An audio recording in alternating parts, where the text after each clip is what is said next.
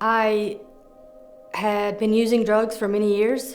I had lost everything. I'd lost my family, my children, my home, my car, and I was living in a tent in the woods. I was lost. We met when I was 20, and we met at the dope house. And we started dating, and it wasn't long, we had a kid. And then we decided to get married. It was a volatile, unhealthy relationship. And we wasn't living like we should be, by God's standards. We were living by the world's standards, and we wasn't willing to give it up. And I could hold it together for a little while, but I could never continually hold it together. There would be moments where I didn't even want to live anymore because I felt like I was completely alone. I didn't know how to get out of the situation that I was in. I tried to stop using drugs many times on my own, and I could never do it, just the mental chaos that it would put me through. I had 3 children. We were married, but the last time that I went to jail, he had divorced me, and we'd been divorced about 2 years when I went to jail. As I'm sitting in jail, I was there maybe a month, and I just remembered wanting something different.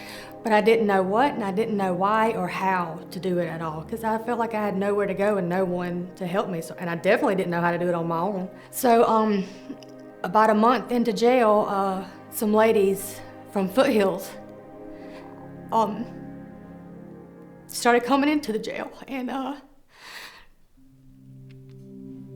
they never came in and said, this is what you need to do, this is how you need to live, this is what you're doing wrong. They never brought any kind of judgment to me, but they came in every week, every single week, and met with just me one-on-one, pouring the love of God into me, telling me how much God loved me, how much I was worthy.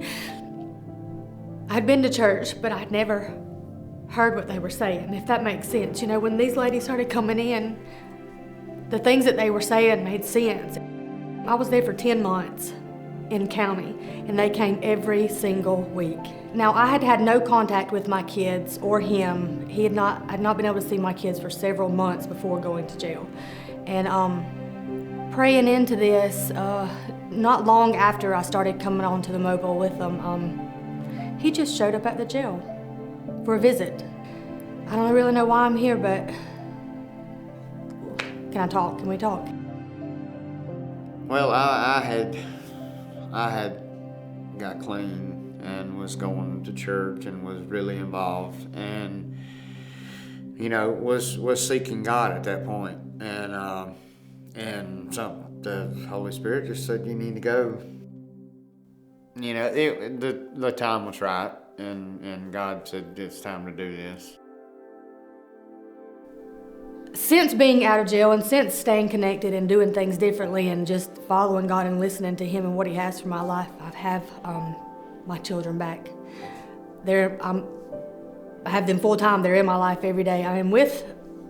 We're trying to work it out. We're not married, but we're together, and we are trying to, move forward into getting married. But He's been restoring my family to me. I have a job.